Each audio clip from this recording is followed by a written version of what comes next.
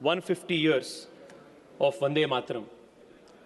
In the history of our nation, Vande Mataram is not just any patriotic song.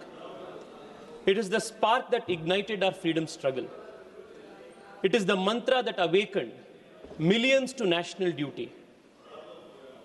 It was the clarion call that inspired millions of masses to aspire for freedom and independence, gave them the confidence and courage to act on this confidence, this awakening, and gave the strength to refine civilizational strength and confidence. The song Vande Mataram was set to tune in Rag Desh, only natural because the song was synonymous with the country. And this Vande Mataram united the nation by uniting people from all over the country across our diversities. It echoed in the prisons, it walked with the satyagrahis, it gave confidence to those freedom fighters who entered the gallows. Few songs in world history, madam, have moved so many people, united so many people towards one unifying cause like Vande Mataram did. But it is unfortunate that a song that occupied such a pristine place in this country's history was divided, was cut into two portions, was truncated because a section of communal leadership in the country thought that the song did not accede to their religious sentiments. The Muslim League's objections began way before independence. Owaisi was making a speech which was about the constitution and its repercussions after independence. But the thought, the principle that opposed Vande Mataram started way before independence. And in 1937, the Congress leadership of that day, led by Pandit Nehru, surrendered to this demands of the sectarian leadership and truncated Vande Mataram. Vande Mataram was cut into, truncated in 1937, and because of this surrendering principle, because of this political cowardice, India was cut into 1947, India was cut into two. The same principle that went into truncation of Vande Mataram in 1937 led to the partition of India a century later in 1947. It was not accommodation, it was appeasement. It was not secularism, it was political surrender to communalism. Madam Speaker, Baba Saheb Ambedkar understood the pitfalls of following this principle of appeasement. And in his seminal work, Thoughts on Pakistan, he makes this very important observation, the difference between appeasement and settlement. He says this: it seems to me that the Congress has failed to realize two things. The first thing which the Congress has failed to realize is the fact that there is a difference between appeasement and settlement, and the difference is an essential one. Appeasement means to offer to buy off the aggressor by collaborating with him in the rape, murder, and arson on innocent Hindus who happened for the moment to be the victims of his displeasure. On the other hand, settlement means laying down the bounds which neither party to it can transgress. Appeasement sets no limits to the demands and aspirations of the aggressor. Settlement does. The second thing the Congress has failed to realize is that the policy of concession has increased their aggressiveness. And what is worse, the Muslims interpret these concessions as a sign of defeatism on the part of the Hindus and the absence of their will to resist. This policy of appeasement will involve the Hindus in the same fearful situation in which the Allies found themselves as a result of the policy of appeasement which they adopted towards Hitler. This was what Baba Saheb Ambedkar said. But the Congress party neither learnt a lesson then nor learnt a lesson today. This morning, Priyanka Gandhiji, the honorable member, was asking, why are we debating this today when there are so many other contemporary issues to debate about? The reason why we are debating Vande Mataram and its history today is because the country, and especially the present generation, has to resolve that we will not make the mistakes of the past so that the future will not repeat the same mistake that the past did.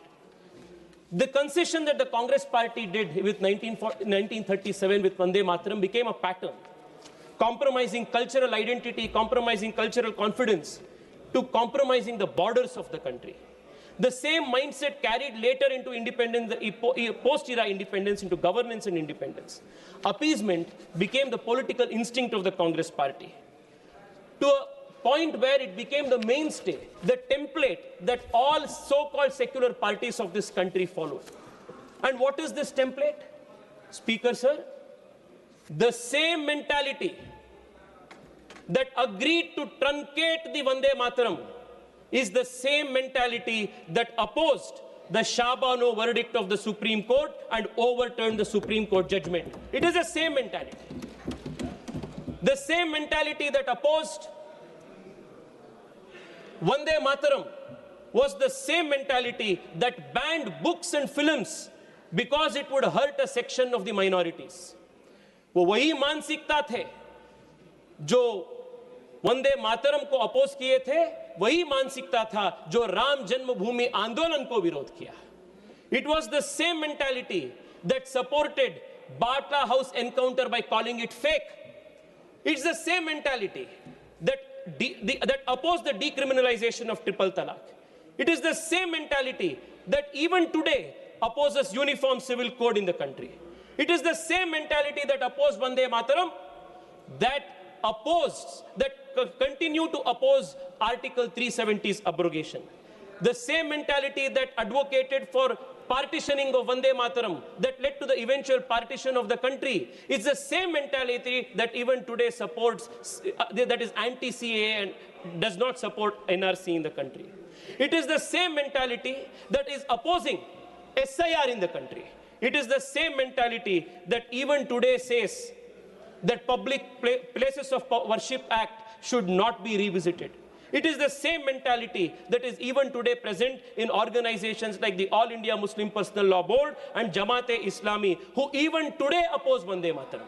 अध्यक्ष जी, आज भी Congress party के कई सारे ऐसा नेता है जो वंदे मातरम के खिलाफ बयान देते हैं. And even today, the Congress party's leadership has not shown the spine to condemn such statements. This is the continuity of appeasement policy of the Congress party that has caused this, it has been the template of secular politics in this country. Speaker, sir, what we have learned from history is that if you yield an inch to the aggressor, he will reach for a province. If you give him a province, he will reach for the nation. This was the template that led to the partitioning of the country. The lesson the country must learn while commemorating 150 years of Vande Mataram celebration is never again, we will not yield an inch more to aggressors and appeasers. We will not yield another inch of land for those who think appeasement is the template of secular and accommodative politics in the country. Adhyakji, the lesson the country needs to learn today is that the country cannot place religion above the republic. The speeches of Asaduddin Owaisi and other members of the opposition made only one point, that they will always place, this was their assertion, that they will always place mazhab over desh. I want to tell them that this generation and the future generation of the country have learnt its lessons from the past. Desh will always be above mazhab, and this is the resolve of this country. The constitution will always be above sectarian personal laws. The country's constitution will always be placed above Sharia. This is the message that the constitution and the parliament is giving in one note today. That the country is above creed, that appeasement creates division and not unity, that appeasement will only buy you temporary peace and not permanent integration, that constitution must be above religious commands. Adhyakji, as the country today is celebrating 150 years of the Vande Mataram, we must remember the great words of the Rishi Bankim Chandraji, who gave before us the conceptualization of Ma Bharati as Durga, as Saraswati, and as Lakshmi. Today, under the leadership of our Prime Minister, the country has emerged as the 4th largest economy in the world and is on the way to becoming the 3rd largest economy. The blessings of the bountiful land of this, the blessings of Ma Lakshmi is ever present on this bountiful, prosperous land of this country. The blessings of Ma Durga is always present in the Kshatriya spirit of this country, whether it is in Operation Sindoor or whether it is in surgical strikes against our enemies. The country will give a strong response for those who try to object her, those who try to belittle her. In today's age of knowledge-based economies, where the world is hurtling towards new changes through technologies like artificial intelligence, quantum computing, India will also show global leadership because the blessings of Ma Saraswati is always on this country. This country will emerge as the Vishwa Guru of the world by imbibing the qualities of Durga, of Lakshmi and Saraswati, and that will be the tribute the country will give to the great Rishi Bankim Chandra, who gave this country the clarion call of Vande Mataram. Thank you so much, Adhyakji. Bahut bahut dhanyawad. Thank you. Vande Mataram. Thank you. Thank you. Honorable members, Sri Kiran Kumar Reddy ji. Sir इधर mic शुरू हो गया. Single party member है sir वो. Sir हमारा single party member है. Sri Kiran Kumar Reddy ji. And you are not allowed. Please, please. इसको on करो सर.